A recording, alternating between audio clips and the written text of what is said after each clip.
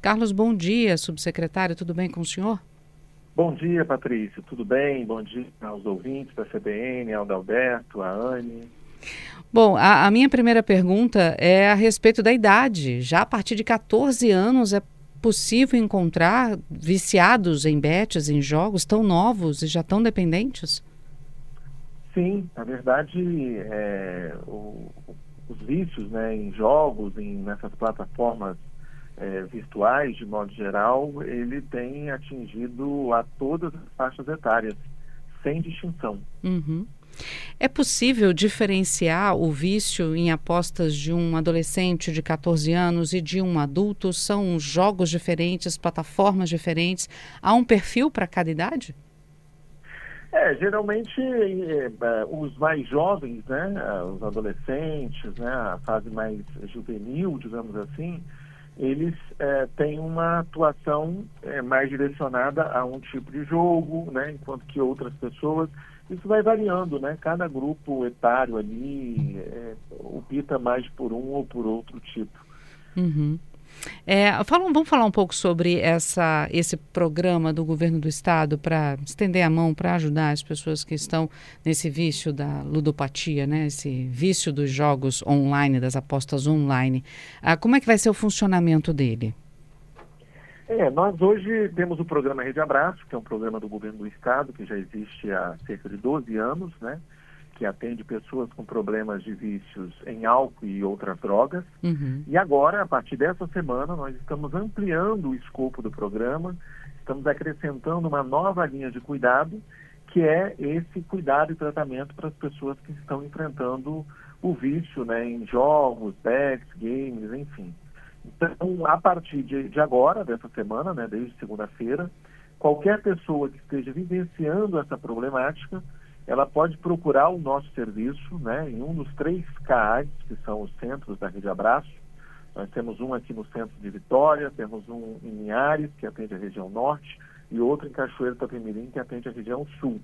Esse serviço ele é um serviço totalmente gratuito, funciona de segunda a sexta-feira, sempre de 8 da manhã às 4 da tarde.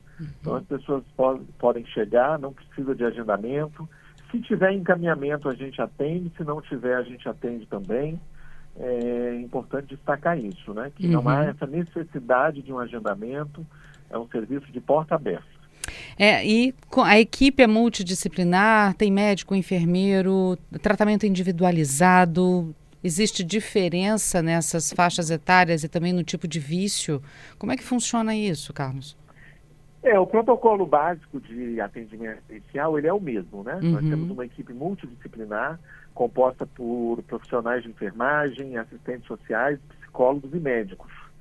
E a pessoa chega ao nosso serviço, ela vai passar por esse atendimento, por essa avaliação inicial, e aí, a partir disso, nós vamos construir com ela o que a gente chama de plano individual de atendimento, né? Uhum. Cada pessoa é singular, né? Ela tem as suas demandas muito pessoais. Então, para cada pessoa, a gente constrói um protocolo de tratamento, de acompanhamento, e ela vai fazer esse acompanhamento conosco de forma ambulatorial. Vai ser atendida pelos nossos profissionais, vai ter um acompanhamento terapêutico por psicólogos, e nesse sentido ela vai ter conosco esse atendimento durante o tempo e o período que essa pessoa entender que ela precisa de ajuda. Uhum. É um atendimento diferenciado também pelo tipo de vício? A abordagem para pessoas viciadas em aposta é a mesma, por exemplo, para um viciado em drogas, para um viciado em álcool? Nós estamos falando de dependências, né? Nós temos Uhum. as dependências em substâncias psicoativas, né? E essa dependência em jogos, ela é uma dependência que a gente chama de comportamental, mas ela se inscreve, ela se situa no mesmo campo das dependências. Claro que com algumas variações, né? Algumas especificidades, mas dentro do campo das dependências, dentro da política de saúde mental. Então, nós estamos numa fase, né, como eu disse, inicial. Esse é um problema relativamente novo, né? A legalização dos jogos virtuais, das bets no Brasil, aconteceu no final de 2018, né? Entre 2018 e 2023, nós tivemos uma legislação muito liberal, muito complacente, né? Somente em 2023 é que a gente veio a ter uma legislação mais robusta, né? Com mais mecanismos de fiscalização e controle. Então, este período de vácuo aí permitiu uma verdadeira proliferação, né? De estímulos e incentivos, inclusive com muitos influencers, né? Personalidades famosas, artistas, jogadores de futebol, fazendo propaganda, publicidade, estimulando as pessoas, os jovens, né? A migrarem, né? A fazerem adesão a esse mundo dos jogos virtuais. E isso acarretou uma problemática relativamente nova e que todos nós que atuamos na área da assistência estamos numa fase ainda de dar os primeiros passos, né? Está todo mundo ainda entendendo melhor e aprendendo ainda como lidar com essa problemática. Então, para nós aqui da Rede Abraço, nós estamos começando um serviço novo. Os nossos profissionais receberam e continuam a receber uma capacitação para a gente ir compreendendo esse problema e como que ele se desdobra na prática, né? E como é que vai caminhar, né, ao longo deste ano, né, dos próximos meses e dos próximos anos, como é que vai caminhar as evidências no campo do tratamento. Agora, existe o Carlos Lopes, gente, ele é subsecretário de Estado de Políticas sobre Drogas e coordenador da Rede Abraço, e é sociólogo também, não é isso, Carlos? Sim. Então, esse estudo e essa observação da sociedade faz parte também do seu trabalho. Em que momento, está tudo muito no início, como você mesmo falou, mas vem um questionamento, né? Em que momento a família pode perceber que o jogo deixou de ser uma diversão e passar a ser um problema de saúde, um problema de vício? Dá para perceber algum sinal de que a pessoa está desenvolvendo uma compulsão antes de ser um vício? Essa relação tem uma linha tênue aí que separa a mania, né, do jogo para o vício?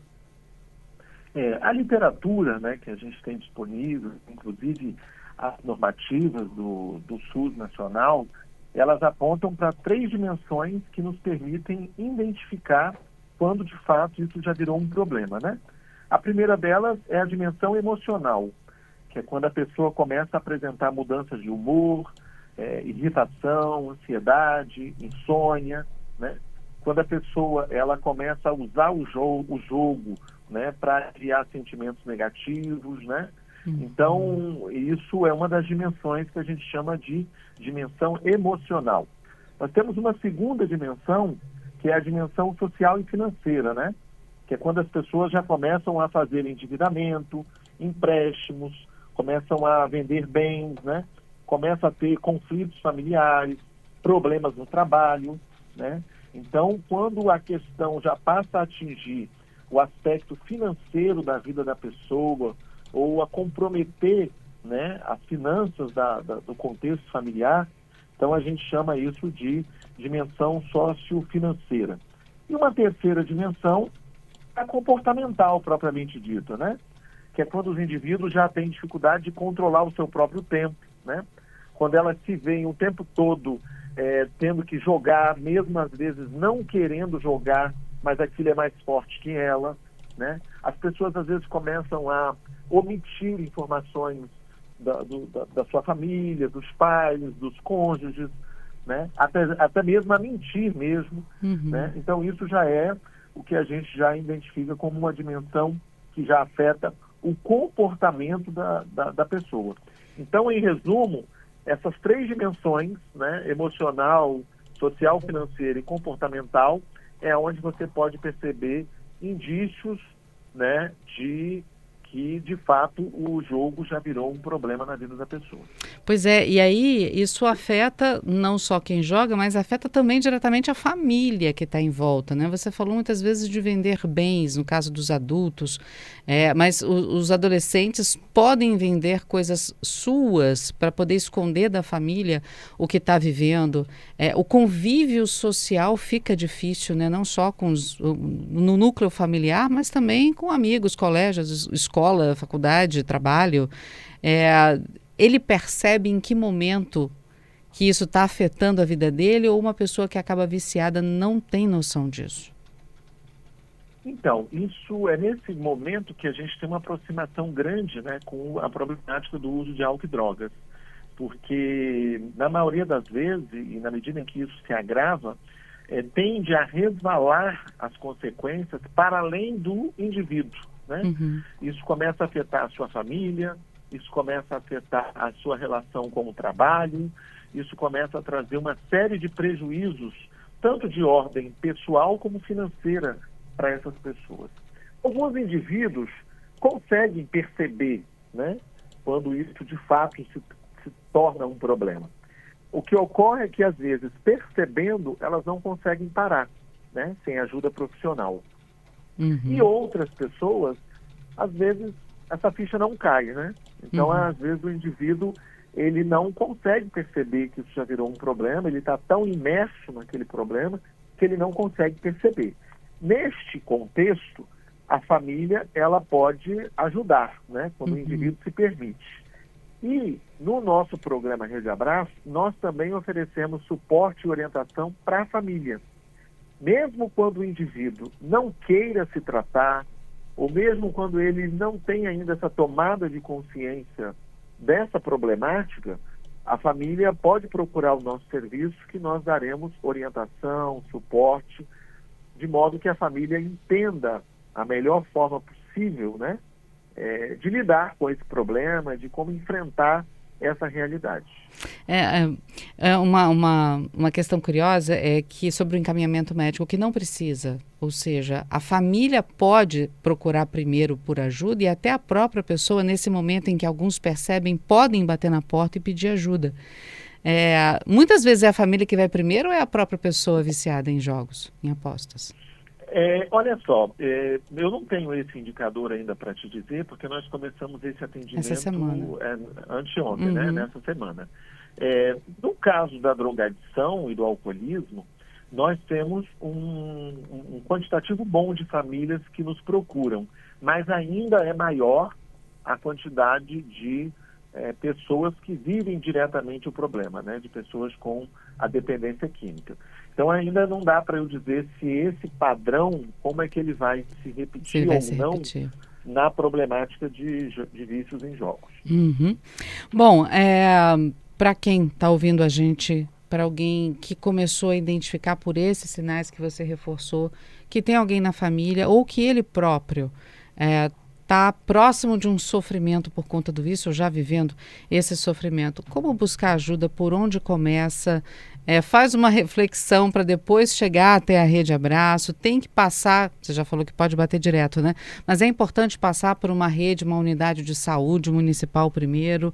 Explica passo a passo. É importante dizer que o nosso SUS, ele é uma política pública importante e que ele também abarca, né, as dimensões da saúde mental, álcool e drogas. Então, os nossos serviços básicos, né, de saúde nos bairros, os programas de saúde mental dos municípios e principalmente os CAPs, eles estão instrumentalizados para acolherem essas pessoas e darem os encaminhamentos mais adequados. Então, quem tem dificuldade de procurar a Rede Abraço, pode sim procurar o serviço básico de saúde, a unidade básica de saúde do seu bairro, pode procurar o CAPS do seu município e certamente vai encontrar ajuda. O que nós estamos fazendo enquanto governo do Estado, né, por orientação do nosso governador Renato Casagrande, através da Rede Abraço, ser um programa, uma rede complementar, né, ao que o SUS já faz, ao que a rede de atenção psicossocial, que é a RAP, já faz. Então, hoje, nós temos 3 CAADs pela Rede Abraço. Um, como eu já disse, aqui em Vitória, outro em Cachoeiro e outro em Linhares. Qualquer pessoa pode vir ao nosso serviço, né? Uhum. Ela não precisa de um encaminhamento. Se ela tiver, será atendida. Se não tiver, também será atendida. Eu estou na dúvida, será que o meu problema já é visto ou não é? Não importa, ela pode vir, aqui ela vai passar por uma avaliação com os nossos profissionais e ela vai ter um encaminhamento, né, de acordo com a sua necessidade. Uhum. Bom, muitas vezes as pessoas percebem e não conseguem mais sair do vício, muitas vezes a família começa a observar, mas aí já percebe que há uma dependência. O que seria uma prevenção a esse tipo de vício para evitar que isso acontecesse? Então, nós acreditamos que no caso das crianças e adolescentes, é importante que a família esteja atenta, né, acompanhando essas crianças, esses adolescentes, porque com o advento do mundo da internet, especialmente nos últimos 15 anos, né, a gente tem tido cada vez mais a internet sendo um lugar de problemas, né, para crianças e adolescentes. Tanto que em muitos países já está proibido o uso de internet para crianças e adolescentes. Aqui no Brasil mesmo a gente já conseguiu proibir essa utilização nas escolas, no período de aula. Então, a primeira medida de prevenção para crianças e adolescentes é a família, né? Está fazendo esse acompanhamento muito de perto dos seus filhos, né? Não podemos abandoná-los, porque é uma fase em que os jovens eles estão muito suscetíveis a influências externas. Então, é importante esse acompanhamento de perto por parte da família, né? Para as pessoas, de modo geral, a gente precisa tratar a prevenção em duas perspectivas básicas, né? Uma delas é tratando a questão existencial mesmo, né? Muitas vezes as pessoas estão em busca de fugas, de anestesia para os seus problemas, para as suas dores, e encontram no jogo uma forma de fugir da realidade, né? De se anestesiar daquele problema, de esquecer do problema, e quando vão se dar conta de si, já estão dependentes daquilo ali, né? Uma outra questão é, muitas das vezes, as pessoas estarem em busca de um dinheiro fácil, né? Entre aspas, porque acham que no jogo elas vão conseguir, por exemplo, aquilo que não conseguem trabalhando com o seu salário do mês e tal. E a gente precisa lembrar de que não existe dinheiro fácil, né? Você pode começar tendo um ganho imediato, facilitado, mas em algum momento, né? Em algum momento, isso vai lhe custar um prejuízo financeiro geralmente significativo. Então, é importante que a gente entenda que a prevenção ela passa por um acompanhamento dos pais aos seus filhos e, no caso dos adultos, por uma perspectiva de entender que não existe dinheiro fácil, né? E também de que não é a internet o lugar mais adequado para a gente fugir dos nossos problemas, dos nossos traumas, das nossas angústias. Eu tenho aqui um ouvinte que pediu para não ser identificado e ele diz o seguinte: olha, eu sempre jogo nas bets, mas eu só jogo em partidas de futebol. Eu não jogo uma quantidade alta, não. Normalmente boto na banca R$ 50, faço apostas de 10 em 10, mas tem semana que eu nem jogo. Eu posso ser considerado um viciado? A gente não pode falar assim sem compreender a pessoa, né? Como eu disse no início, cada indivíduo possui a singularidade. Se ele tem, de fato, um controle sobre isso, ainda, se isso não é um problema para ele, ok, né? Agora, a gente precisa entender que às vezes a gente se auto-engana, né? Às vezes a gente fala, quando eu quiser parar, eu vou parar. E às vezes essa não é a realidade. O indivíduo acha que ele tem um controle, mas na prática não tem. Mas eu não posso dar um diagnóstico para esse ouvinte apenas ouvindo esse breve relato, porque a gente precisa ter uma compreensão mais aprofundada desse contexto. Bom, se há preocupação, é bom ele observar um pouquinho mais, né? Se ele já tem essa preocupação, isso já é um sinal amarelo. Mas, ao mesmo tempo, é um sinal amarelo até positivo, porque ele já está tendo, né, essa preocupação, e, nesse sentido, eu oriento ele a buscar ajuda de um profissional. Se quiser vir na Rede Abraço, nós vamos atendê-lo com o maior prazer. Carlos Lopes, sociólogo, subsecretário de Estado de Políticas sobre Drogas e coordenador da Rede Abraço, falando desse programa do governo do estado que está abraçando as pessoas que já são consideradas viciadas nesses jogos virtuais, a chamada ludopatia digital ou virtual, que já começa atendimento com adolescentes na casa dos 14 anos. Carlos, muito obrigada por conversar conosco aqui na CBN Vitória. Eu que agradeço e deixo registrado que nós temos meios de contato para quem quiser obter maiores informações. O nosso telefone 0800 028 1028, totalmente gratuito, e o serviço de WhatsApp é o 027 3636 6200. Lembrando que tem o CAA de Vitória, o CAA de Linhares e o CAA de Cachoeiro de Itapemirim. Exatamente. Carlos, obrigada mais uma vez, um abraço para toda a equipe. Eu é que agradeço e estamos sempre à disposição.